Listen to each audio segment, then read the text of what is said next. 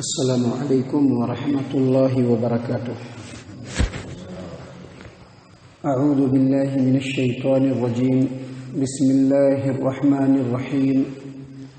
وَلَنَبْلُوَنَّكُمْ بِشَيْءٍ مِّنَ الْخَوْفِ وَالْجُوعِ وَنَقْصٍ مِّنَ الْأَمْوَالِ وَالْأَنفُسِ وَالثَّمَرَاتِ وَبَشِّرِ الصَّابِرِينَ الَّذِينَ إِذَا أَصَابَتْهُم مُّصِيبَةٌ قالوا إنا لله وإنا إليه راجعون أولئك عليهم صلوات من ربهم ورحمة وأولئك هم المهتدون۔ اور البتہ اے مسلمانوں، ہم تم کو ضرور بھی ضرور آزمائیں گے، کچھ خوف کے ذریعے سے، بھوک کے ذریعے سے، مالوں کی کمی کے ذریعے سے، جانوں کی کمی کے ذریعے سے اور پھلوں کی کمی کے ذریعے سے، اور جو صبر کرنے والے ہیں ان کو خوشخبری سنا دیجیے۔ صبر کرنے والے وہ لوگ ہیں کہ جب ان کو کوئی مصیبت پہنچتی ہے تو وہ کہتے ہیں کہ ہم اللہ تبارک و تعالیٰ کی ہی ملکیت ہیں اور اللہ ہی کی طرف لوٹ کر کے جانا ہے۔ یہی وہ لوگ ہیں جن کے اوپر ان کے رب کی مہربانی اور رحمت ہے، اور یہی لوگ ہدایت یافتہ ہیں۔ محترم سامعین کرام، سورۃ البقرہ سورہ نمبر 2 اور اسی صورت سے آیت نمبر 155، 156، 157، 155، 156، 157، یہ 3 آیات آپ کے سامنے تلاوت کی گئی، اور ان تینوں آیات کا ترجمہ بھی آپ کے سامنے پیش کیا گیا۔ محترم سامعین کرام، کل کے درس میں ہم نے یہ بتلایا تھا کہ اللہ تبارک و تعالیٰ نے ایمان والوں کو یہ حکم دیا ہے کہ مصیبت، پریشانی اور تنگی کے عالم میں، آزمائش کے وقت میں نماز اور صبر کے ذریعے سے اللہ تبارک و تعالیٰ سے وہ مدد طلب کرے۔ اور اللہ تبارک و تعالیٰ نے یہ فرمایا کہ جو صبر کرنے والے ہیں اللہ تبارک و تعالیٰ ان کے ساتھ ہے، اور ساتھ ہی ساتھ صبر کرنے کا پورا جو ڈیفینیشن ہے، اس کی جو تشریح ہے، اس کی جو تفصیل ہے، ہم نے پورا کا پورا آپ کے سامنے پیش کیا تھا۔ اور ساتھ ہی ساتھ یہ بھی بتلایا تھا کہ اللہ تبارک و تعالیٰ نے یہ فرمایا ہے کہ اللہ کے راستے میں جہاد کرتے ہوئے جو لوگ مر جائیں ان کو مردہ نہ کہو، ان کو شہید کہو، کیونکہ وہ اللہ کے ہاں زندہ ہے۔ کیسے زندہ ہے ہمیں پتہ نہیں ہے، اللہ تبارک و تعالیٰ کے ہاں زندہ ہے۔ اور اللہ تبارک و تعالیٰ نے قرآن کریم میں دوسرے مقام پر کہا ہے کہ وہ اللہ تبارک و تعالیٰ کے ہاں روزی بھی پا رہے ہیں۔ اور روزی کیسے پا رہے ہیں؟ کہ میں نے حدیث میں بتلایا تھا کہ جو شہید اور جو ایمان والے جو مومن بندے مر جاتے ہیں، ان کی روحوں کو ہرے پرندوں کے اندر ڈال کر کے جنت میں چھوڑ دیا جاتا ہے، جہاں چاہتے ہیں وہ کھاتے پیتے رہتے ہیں۔ آج جو آیات آپ کے سامنے پڑھی گئی ہے، اس میں جو پہلی آیت کریمہ ہے اور اس کے بعد جو دوسری آیت کریمہ ہے اور تیسری آیت کریمہ، یہ بھی اسی سے ریلیٹڈ ہے۔ پہلی آیت کریمہ میں اللہ تبارک و تعالیٰ یہ خبر دے رہا ہے کہ جو اللہ تبارک و تعالیٰ کے ایمان والے بندے ہیں، اللہ تبارک و تعالیٰ ان کو ضرور بھی ضرور آزمائے گا اور آزماتا رہے گا۔ ابھی جو ایمان والا ہو گیا، جو اللہ تبارک و تعالیٰ کے دامن کو تھام لیا، جس نے توحید کی رسی کو مضبوطی سے پکڑ لیا، جو قرآن اور حدیث کے اوپر عمل کرنا مضبوطی سے شروع کر دیا، اللہ تبارک و تعالیٰ فرماتے ہیں کہ ایسے لوگوں کو اللہ تبارک و تعالیٰ آزماتا رہے گا، آزمائش میں مبتلا کرتا رہے گا۔ اللہ تبارک و تعالیٰ نے قرآن کریم کے اندر سورہ محمد آیت نمبر 31 میں بیان فرمایا، وَلَنَبْلُوَنَّكُمْ حَتَّى نَعْلَمَ الْمُجَاهِدِينَ مِنْكُمْ وَالصَّابِرِينَ وَنَبْلُوَ أَخْبَارَكُمْ، یعنی ہم تم لوگوں کو ضرور بھی ضرور آزمائیں گے، یہاں تک کہ ہم جان لیں گے کہ کون اللہ تبارک و تعالیٰ کے راستے میں جہاد کرنے والے ہیں، کون مصیبتوں پر صبر کرنے والے ہیں، اور تمہارے حالات کو اللہ تبارک و تعالیٰ ہمیشہ جانچتا رہے گا۔ محترم سامعین کرام، اللہ تبارک و تعالیٰ آزمائش کرتا ہے، لیکن آزمائش میں بھی جو اللہ تبارک و تعالیٰ کے بہت قریبی بندے ہوتے ہیں، اللہ تبارک و تعالیٰ ان کو زیادہ آزماتا ہے۔ اللہ کے رسول صلی اللہ علیہ وسلم کی حدیث ہے، جو اس سے پہلے بھی آپ کے سامنے بیان کی جا چکی ہے، کہ اللہ کے رسول صلی اللہ علیہ وسلم نے فرمایا کہ سب سے بڑی اور سب سے سخت آزمائش جو ہوتی ہے وہ نبیوں کی ہوتی ہے، کیونکہ وہ اللہ کے بڑے قریب ہوتے ہیں، اور پھر جو جتنا قریب ہوگا اس کی ویسے ہی آزمائش ہوگی۔ یعنی نبی کے ساتھ رہنے والے مومنین، ایمان میں مضبوطی اختیار کرنے والے، اللہ تبارک و تعالیٰ کو راضی کرنے کے لیے اپنے نفس کی تمام خواہشات کو چھوڑنے والے، اللہ تبارک و تعالیٰ کے راستے میں زیادہ سے زیادہ آگے بڑھنے والے، جو ایسے احباب، جو ایسے لوگ ہیں، ایسے ایمان والے بندے ہیں، اللہ تبارک و تعالیٰ ان کو آزماتا رہے گا۔ اس کے بعد نبی صلی اللہ علیہ وسلم نے کیا فرمایا کہ لوگوں کے دین کے حساب سے ان کی آزمائش ہوتی ہے. اب ایک آدمی کو اگر آزمائش نہیں ہو رہی ہے نا اور بنداس زندگی گزار رہا ہے، خوب جو ہے مال و دولت کا انبار ہے، کسی طرح کی کوئی تکلیف نہیں ہے، کوئی پریشانی نہیں ہے، تو وہ یہ نہ سمجھے کہ وہ بڑا خوش نصیب ہے. نہیں، آزمائش ہے تو سمجھ لیجیے کہ اللہ تبارک و تعالیٰ کی نظر کرم ہے. آزمائش نہیں ہے بس سمجھ لیجیے کہ اللہ تبارک و تعالیٰ نے ڈھیل دے دیا ہے، چھوڑ دیا ہے، توجہ ہٹا لیا ہے. جو عام بندوں کو ملے گا وہ اس کو بھی ملتا رہے گا، لیکن اللہ تبارک و تعالیٰ کی خاص رحمت سے وہ بہربر نہیں ہوگا. نبی صلی اللہ علیہ وسلم نے فرمایا کہ لوگوں کے دین کے حساب سے اللہ تبارک و تعالیٰ ان کو آزماتا ہے. اگر دین کے اندر مضبوطی ہوتی ہے آزمائش کو بھی تیز کر دیا جاتا ہے. یاد رکھیے گا، اگر آزمائش آتی ہے، پریشانی آتی تو گھبرانا نہیں ہے. یہ نہیں سمجھنا کہ اللہ ناراض ہو گیا، نہیں، یہ سمجھنا چاہیے کہ ہاں ہم میں کوتاہیاں ہیں، لیکن آزمائش میں صبر کے ساتھ. اور جو آزمائش آئے گی دونوں طریقے سے آئے گی. آزمائش بھی جو آتی ہے نا دونوں طریقے سے آتی ہے. آزمائش کبھی اللہ تبارک و تعالیٰ خوب آرام و آشائش اور اچھائی دے کر کے آزماتا ہے، خوب مال و دولت دے کر کے آزمائے گا کہ دیکھتے ہیں کہ بندہ کہاں تک بھاگتا ہے. یا آزمائش میں ثابت قدم ہو کر کے جو کچھ اللہ اس کو دے رہا ہے اس میں اللہ کے حقوق، لوگوں کے حقوق ادا کر رہا ہے کہ نہیں کر رہا ہے. اللہ اس لیے دیتا ہے مال و دولت کو بھی. اور کبھی کبھی اللہ تبارک و تعالیٰ پریشانی میں مبتلا کر کے، تنگی میں مبتلا کر کے آزماتا ہے.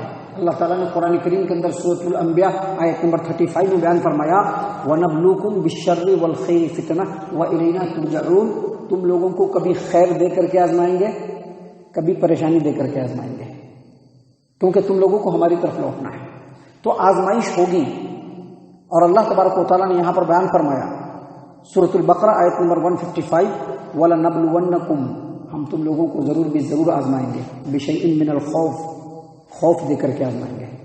کبھی خوف اور دہشت کا ماحول آ جائے گا. ابھی دیکھیے کچھ ہی دن پہلے جائیے جب CAA آیا تھا اور NRC آیا تھا، لوگ ایک دم خوف زدہ ہو گئے تھے.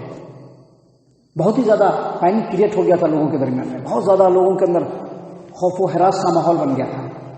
اور پھر دیکھیے ابھی CAA NRC کا معاملہ تھوڑا ختم ہی ہوا تھا اور کرونا وائرس جیسے ہی بوسٹ اپ ہوا اس سمے بھی لوگوں کے اندر خوف و دہشت کا ماحول ہو گیا تھا، اپنی جان کا ڈر ہو گیا تھا لوگوں کو. تو یہ تو چھوٹی موٹی باتیں ہیں. نبی صلی اللہ علیہ وسلم کے زمانے میں بھی اس طرح کے ماحول بنتے رہتے تھے. ایسا لگتا تھا کہ مسلمانوں کے اوپر جو ہے بہت بڑی مصیبت آنے والی ہے. غزوہ احزاب ایک آیا تھا، نبی صلی اللہ علیہ وسلم اس وقت راتوں میں سو نہیں پاتے تھے. کہا کہ کون ہے جو مجھ کو پہرا دے گا؟ تو صحابہ کرام میں سے کوئی کھڑا ہوتا اور کہتا کہ اللہ کے رسول صلی اللہ علیہ وسلم آپ سو جائیے، میں پہرا دوں گا. تو اللہ تبارک و تعالیٰ نے فرمایا وَلَنَبْلُوَنَّكُمْ بِشَيْءٍ مِّنَ الْخَوْفِ، کبھی خوف دے کر کے آزمائیں گے، وَالْجُوعِ، اور بھوک دے کر کے بھی آزمائیں گے. ابھی ہم لوگوں کو بھوک کے بارے میں پتہ نہیں ہے. ہم لوگوں کو بھوک کے بارے میں پتہ نہیں. کیوں نہیں پتہ ہے؟ کیونکہ ہم لوگوں کا مال ہمیشہ بھرا رہتا ہے، ہر چیز کا اسٹاک پہلے سے موجود ہے. اگر ہمارے یہاں 2 مہینے بھی بازار بند ہو جائیں گے تو ہم لوگ آرام سے کھا لیں گے. ہمارے فریج ہو یا ہمارے جو سامان رکھنے کی جو جگہیں ہیں وہ سب ہمیشہ بھرے رہتے ہیں، چاول، دال، دوسری چیزیں. اور ہمارے فریج کے اندر دیکھے گا تو طرح طرح کی نعمتیں ہیں. تو ہم لوگوں کو بھوک کے بارے میں پتہ نہیں ہے. بھوک کے بارے میں ہم لوگوں کو بالکل پتہ نہیں ہے. لیکن اللہ تبارک و تعالیٰ نے یہاں پر فرمایا کہ بھوک دے کر کے بھی آزمائیں گے. تو ممکن ہے کہ ہم لوگوں کے ساتھ ایسے ماحول بن جائیں، اس کے لیے پہلے سے لگی رہنا ہے. سامعین کرام، یہ کوئی ہم لوگوں کے ساتھ نیا نہیں ہے. نبی صلی اللہ علیہ وسلم کو بھی اللہ تبارک و تعالیٰ نے آزمایا بھوک سے، صحابہ کرام کو بھی آزمایا ہے بھوک سے.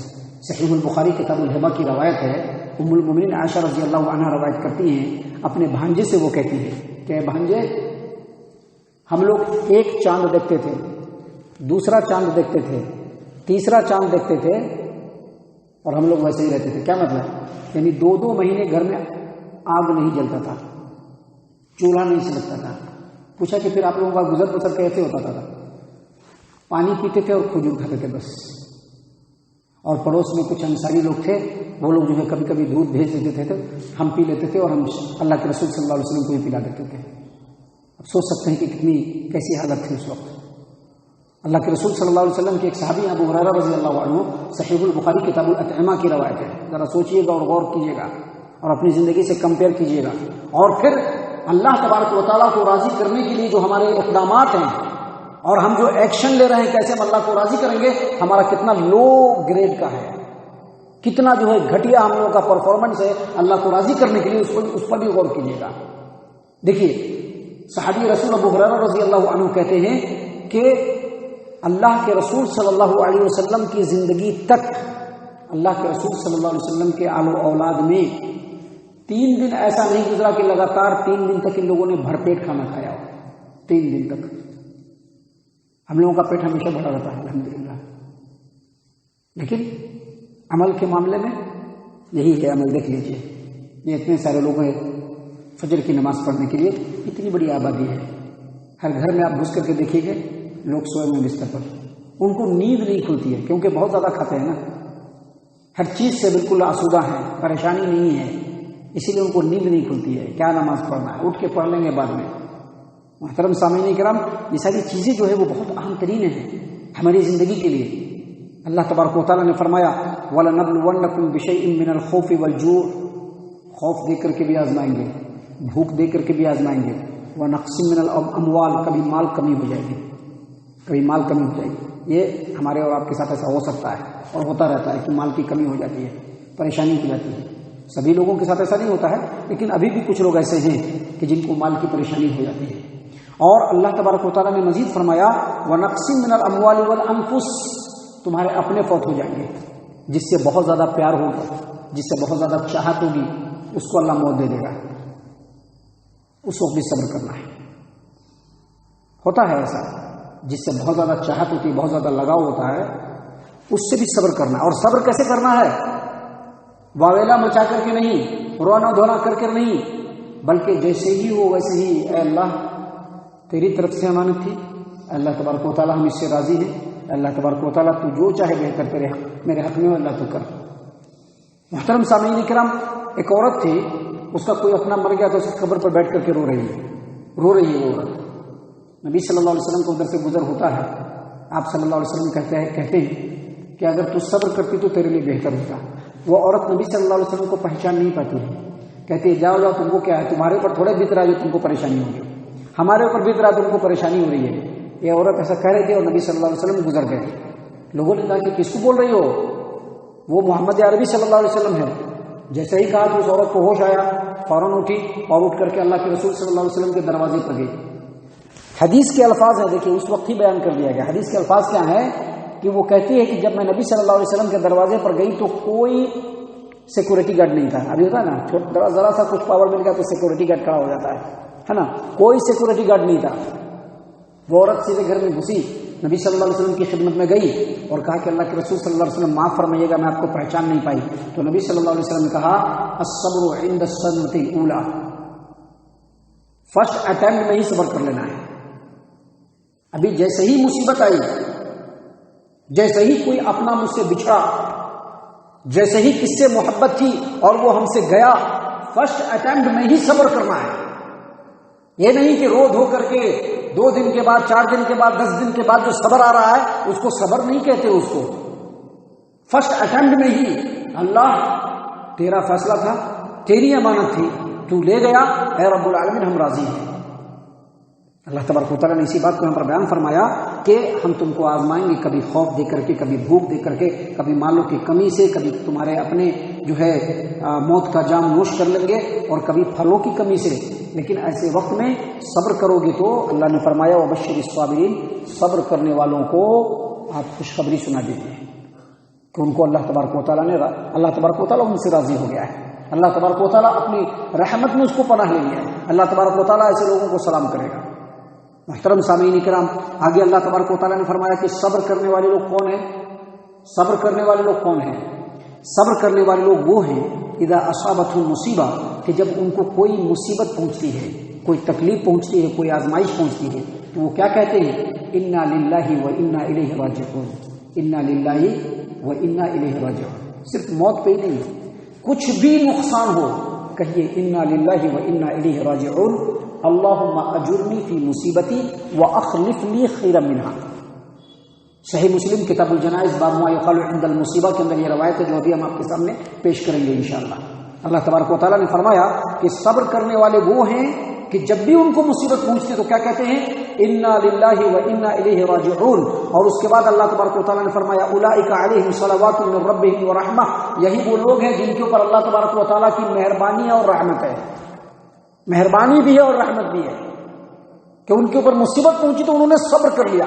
یہی وہ لوگ ہیں جن کے اوپر ان کے رب کی طرف سے مہربانی بھی ہے اور رحمت بھی ہے، اور یہی لوگ ہدایت یافتہ ہیں. یہ جو صبر ہے نا بہت بڑی چیز ہے. یہ صبر انسان کی شخصیت کو نکھار دیتا ہے. یہ صبر اللہ تبارک و تعالیٰ کی نظر میں بندوں کو سرخرو بنا دیتا ہے. اور جب کوئی مصیبت پہنچے اور اس وقت بندہ یہ دعا پڑھے انا للہ و انا الیہ راجعون اللہم اجرنی فی مصیبتی واخلف لی خیرا منہا، جب بندہ یہ دعا کرتا ہے اللہ تبارک و تعالیٰ اس سے بہتر اس کو عطا کر دیتا ہے. حدیث میں موجود ہے، مسند احمد کی روایت ہے، اور اسی روایت کو امام مسلم رحمہ اللہ نے صحیح مسلم کتاب الجنائز باب ما یقال عند المصیبت وقت بیان کی کہ ام المؤمنین ام سلمہ رضی اللہ عنہ، ابھی نبی صلی اللہ علیہ وسلم سے شادی نہیں ہوئی ہے، ابھی ابو سلمہ عبداللہ بن عبد الاسد مخزومی سے ان کی شادی ہے، ان کی نکاح میں ہے. کہتے ہیں کہ ایک روز ابو سلمہ آئے اور آ کر کے کہا کہ میں نے آج رسول اللہ صلی اللہ علیہ وسلم سے ایسی بات سنی ہے جو مجھ کو بہت اچھا لگا اور مجھ کو بڑی خوشی محسوس ہوئی. کہا کہ کیا سنا؟ کہا کہ جب کسی مومن بندے کو کوئی مصیبت پہنچتی ہے اور مصیبت کے وقت وہ یہ دعا پڑھتا ہے کیا انا للہ و انا الیہ راجعون اللہم اجرنی فی مصیبتی واخلف لی خیرا منہا، جب یہ دعا پڑھتا ہے بندہ تو اللہ تعالیٰ اس کا نعم البدل عطا کر دیتا ہے، یعنی بہترین اس کو بدلہ دیتا ہے. ام سلمہ رضی اللہ عنہ کہتی ہیں کہ میں نے یہ سنا اور سن کر کے یاد کر لیا، اور یاد کرنے کے بعد دن گزرتے گئے یہ ابو سلمہ کی وفات ہو گئی. عبداللہ بن عبد الاسد المخزومی جن کا نام ابو سلمہ ہے، ان کا انتقال ہو گیا شوہر کا. کہتی ہیں کہ جب شوہر کا انتقال ہوا تو میں نے پڑھا انا للہ و انا الیہ راجعون اللہم اجرنی فی مصیبتی واخلف لی خیرا منہا، کہ اے اللہ ہم تیری ہی ملکت ہیں اور تیری طرف لوٹ کر کے آنے والے ہیں، اے اللہ اس مصیبت میں ہم کو اجر و ثواب دے اور اس سے بہتر عطا کر. جب یہ دعا پڑھی میں تو میرے دل میں خیال آیا کہ ابو سلمہ سے بہتر شوہر ہم کو کہاں ملنے والا ہے، اتنے بہترین صحابی رسول ہے نا، اتنے بہتر ان سے بہتر شوہر کہاں ملنے والے ہیں. وہ کہتی ہیں کہ میں پھر بھول گئی اور اپنے کام میں مشغول ہو گئی. میری جب عدت گزر گئی تو ایک دن میں اپنے گھر میں کھال رنگ رہی تھی تو رسول اللہ صلی اللہ علیہ وسلم تشریف لائے، اندر آنے کی اجازت مانگی. اندر آئے تو میں نے جلدی سے کھال جو رنگ رہی تھی ہاتھ وغیرہ کو دھویا، آپ صلی اللہ علیہ وسلم کو تکیہ دیا تاکہ آپ اس پر جو ہے آرام فرمائیں. اور جب نبی صلی اللہ علیہ وسلم آرام فرمانے کے لیے بیٹھ گئے تو کہا کہ ام سلمہ میں تم سے نکاح کرنا چاہتا ہوں. کہتی ہیں کہ میں نے کہا کہ اللہ کے رسول صلی اللہ علیہ وسلم آپ کی بیوی بننا تو میرے لیے بڑی سعادت کی بات ہے، لیکن میں ایک باغیرت عورت ہوں، کہیں ایسا نہ ہو کہ میری زبان سے کوئی بات نکل جائے اور اللہ تبارک و تعالیٰ کے عذاب میں مبتلا ہو جاؤں. اور دوسری یہ کہ میں ایک عمر رسیدہ عورت ہوں، میری عمر زیادہ ہو گئی ہے. تیسری بات یہ کہ میرے بال بچے ہیں، میں کیسے آپ کی شادی کروں؟ نبی صلی اللہ علیہ وسلم نے کہا کہ جہاں تک غیرت کی بات ہے اللہ اس کو ختم کر دے گا، اور جہاں تک تم عمر رسیدہ ہو تو میں بھی عمر والا آدمی ہوں، میں بھی کوئی چھوٹا آدمی نہیں ہوں، کچا کنوارا نہیں ہوں، میں بھی عمر رسیدہ آدمی ہوں. اور تیرے بال بچے کی بات جہاں تک ہے تو وہ میرے بال بچے ہیں. جب ایسی بات کہی تو میں نے کہا کہ میں نے نبی صلی اللہ علیہ وسلم کے اس پیغام کے اوپر ہاں بھر دیا، اور آپ صلی اللہ علیہ وسلم نے مجھ سے جب نکاح کر لیا تب میں نے کہا کہ دیکھیے میں نے دعا پڑھی، اللہ نے ابو سلمہ سے بہتر شوہر مجھ کو عطا کیا.